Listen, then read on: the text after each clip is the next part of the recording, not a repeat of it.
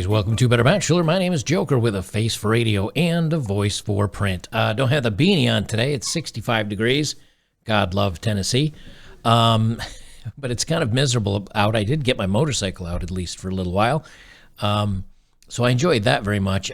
This is a story I talked about on a live stream earlier over on Locals today, and I actually did a little bit more digging, and I found some additional content that I didn't even have for my live stream. As you guys know, Velma is a horrible TV show. HBO Max came out with it. It's getting crushed by the left, by the right, by everybody. It's just being hated on. She hates on men. She hates on white people. She hates on straight people. Apparently, it's okay if 15-year-olds are illicit substance dealers. Like, the whole show is just an absolute wreck. But I say, you know, what bothers me the most about this stuff, and I talk about this time and time again, double standards. What's good for me, but not for thee. And Velma, or this Mindy Kaling, who is a raging feminist, hates men, everything else. She comes out and she says basically she sexually took advantage of male coworkers and laughed about them being uncomfortable and laughed about them not being able to say anything for fear of getting fired. And again, so many times we're like, oh, imagine if this was reversed. Imagine if these roles were reversed. But, well, what about it? You know, we do have to look at this and the double standards that the media and Hollywood and all these crazy feminists are putting forward. The first clip I have here is 60 seconds. It's from an old Conan O'Brien clip that came out a few years ago. I'm going to play it. I'm going to put it here on YouTube, even though the mainstream, which is ABC, NBC, CBS, all these, they really, like, if they catch any snippet out of this, they will tag your channel and claim monetization. Then you have to go through a week of fighting with them, and half the time you lose and get a channel strike. I'm going to play some of this, and I want you to hear, number one, how she takes advantage of her coworkers, unwantingly is what I almost said, takes advantage of them unwillingly on their part. And then but I'm just going to break it up just a little bit so we don't get in trouble here. Real gentleman. He came on the show and we had to do this flashback sequence where we were in bed together in college. She's talking about one of her male coworkers that she actually hired to work on the show with her. Mm-hmm. And we're just supposed to be having a conversation, but like, he's so tall and he's so handsome that in the middle of it, she was just supposed to be like, what do you think, Mindy? And I was like, and I looked around, and I improvised just kissing him in the... Okay, so she improvises kissing him, and we'll play the rest of this. Now, again, I want you to picture any male, anybody, Henry Cavill, and he improvises an unwanted kiss on a female co-star. Now, granted, her male co-star didn't say anything. We didn't hear anything in the news, but even if he did, people would come out and say, oh, dude, don't be such a puss. Like, who cares? Who cares? But if a man did it and the woman didn't want it, she said the same thing, it would have been, oh, we need to cancel him. We need to fire him. Career over. Get out of Hollywood. Problematic. Done. And a lot of these women will come out 5, 10, 20 years after something happens just to get a little bit of clout as they're an aging actress in their 60s, not getting any work anymore, and they want to get their names in a headline. And so they'll tell a story that happened 20 years ago that now all of a sudden is relevant, like Gina Davis is doing against Bill Murray. We'll continue on with this. Scene, which was not in the script. It's not that. See, you just went for it. You just started kissing that guy. That picture, yeah. He was just looming. Okay, everybody's laughing. It's funny, everybody. Now, again, the truth of it is, guys don't care. No, he's not going to be like, oh, I'm going to claim she did this and that and the other, because men just generally don't. Even if it's with an unattractive woman, men are going to be like, whatever. Like, it's a TV show, it's Hollywood, no big deal. But everybody's laughing. It's funny when it makes him uncomfortable and she gets what she wants. Again, if it was a man doing it, completely different. He was looming above me, yeah, and he asked me a question. I was not listening to him at all, because who cares what he was saying? And I was just like... Who cares what he's saying? I mean, he's just an idiot male. Who cares? He's just pretty, so I'm going to kiss him. Like, And then he reacted like that, and I pretended it didn't happen. And then I walked backstage where he... Okay, now this is the key part. The whole double standard. The whole double standard right here. two writer-producers, Ike Barinholtz and David Zassin, and they were like, hey, man, what are you doing? You could be sued for that. And I got very scared, and then I said, tell anyone and you're fired. Tell anyone and you're fired. If that doesn't sound like, the also me movement, where someone in power, a man in power, takes advantage, usually sexually, of a female co-star because he has, institutional power, and next thing you know, out he goes, out of the business, sometimes sued, sometimes loses the rest of his movies. Yet she admits she did that to one of her male co-stars, and since she was, I guess, producer or director of the thing, said, if you tell anybody, I'm going to fire you. This is a feminist for feminism and to make sure that men are punished for these egregious actions. But as always, what's good for me is not good for thee. Here's an article, and this is about a different situation. This comes out in 2012, so this is now almost 11 years old. Mindy Kaling talks about talks kissing and harassing co-stars on the Mindy project. And this is from USA Today. Primetime power comes with perks, according to the star and creator of the Mindy project on Tuesday night's Conan, which was the interview we just watched. Mindy Kaling admitted that she gets a bigger kick out of on-screen kisses now that she's in charge of casting the men she locks lips with. On The Office, I had to kiss people and things like that, she said. But on this show, there's like full-on roll-around makeouts and stuff. So she admits to hiring men to work with for these love scenes that she finds attractive, specifically attractive. Again, would this be okay if a man admitted that?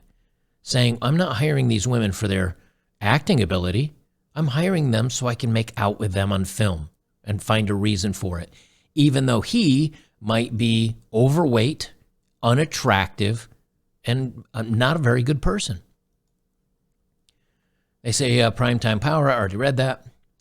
On The Office, she said, I had to kiss people. But on this one, full-on make-out, I don't know why they double. It's like they give you this short little blurb, and then they literally repeat the same thing in the first two sentences. Man, I hate that. She says, and sometimes she gets to make those people a little uncomfortable, too. Hee, isn't it funny? She makes male co-stars uncomfortable with her unwanted advances. When I'm rolling around and making out with someone, in my experience, I don't do that often where I'm not saying something like I love you to them, she said, of her real-life experiences. So it's very hard. I have to not say that to the actor I'm doing that with because it really creeps them out. So I guess she has a habit of telling her co-stars when she's making out with them because she's attracted to them and she's hired them specifically because she's attracted to them. She has a hard time not saying I love you to them because it creeps them out. When you kiss in real life, you are feeling passionate, and she said you use your tongue. But on TV, you're not supposed to use your tongue. You fake it. Sure, you're not supposed to, but Kaling admits she sometimes forgets that all-important tongue rule. She said, yeah, and when I do it on the show now, it's like the worst kind of harassing someone. Because I'm like the boss, she joked, and they're scared to complain because I'll fire them. So apparently more, other than the video I just showed, more conversation continued on after it, and this is what she was saying about it. So again, the whataboutism is so tiring. I get it. But the fact is, it is so prevalent, you almost have to kind of do whataboutism. What about if a guy does it? What if a guy says, hey, I only hire females I'm attracted to? Who cares what they say? Like she said in her clip, who cares, what their actual lines are? And I make out with them, and you're not supposed to use tongue, but I use tongue anyway, because I kind of forget. And then when I'm called out about it, I'll say, shut up or I'll fire you. This is the new Hollywood. And again, like that's the end. No more story. No more it's wrong. No more this is irresponsible. No more how dare you. And I think what's interesting and what's important is this is one of the reasons why the wokeism and the feminism and the leftism and all this stuff will eventually fail. Because, yes, there are going to be a lot of people that are just all in no matter what they see. But all it takes is one or two instances or one or two stories or one or two things that makes you say, I don't believe any of this anymore. Now, I'll be the first to admit, I'm going to talk a little bit politics here for just a second. I will be the first to admit, in 2016, I did not vote. I don't like politics. I hate all of them. I wish we should have minimal government. That's kind of how I feel about things. So it's like voting for one evil or another evil. I don't like either of them. But I remember in 2016 when Trump was talking and he kept saying, fake news, CNN, fake news. I'm like, you know what? This guy is such a loser. But all it took was me seeing a video clip of something Trump said during a speech and then seeing an MSNBC or a CNN or some other headline, and it left out a big part of his quote, or it misquoted him, or it outright lied about him. And I said, wait a minute. That actually is fake news. They are lying about him. Now, love him or hate him, that's irrelevant. You can hate the guy. But if news agencies are purposefully leaving out quotes or leaving out details to give you a complete 180 different view of the situation, you have to say to yourself, I can't trust this organization anymore.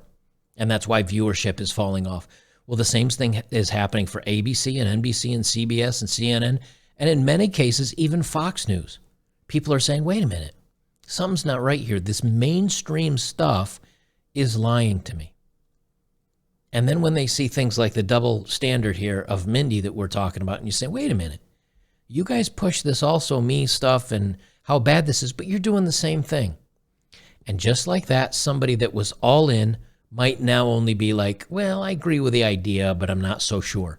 And then one other event happens and they say, you know what, I think I'm being lied to. And something else comes out and they say, you know something, that whole thing was a sham. All of it's a sham. I think that's what's happening. And it's taken us a few years of chewing on this glass, of this crap. But now, with Velma and this TV show that I have the poster for here, this Velma, even the left are kind of going, hey, you know what? This is crap. Like, this is all, it's all double standards. They're making fun of, they're feminizing black people. They're saying that all Asians are this and all whites are that. I'm not so sure I like this anymore. I think this is going to hopefully be the year that it, instead of being like anti-woke, I think it's going to be like post-woke. I think the more that the mainstream tries to cram this down our throats, the more people are going to say, you know what, I don't like this anymore. I'm kind of tired of it. It's boring. It's pedantic. It makes fun of people. It's negative. You're full of double standards, and I'm out. So we'll see what happens and how things turn out. But as always, it's good for me, but not good for thee.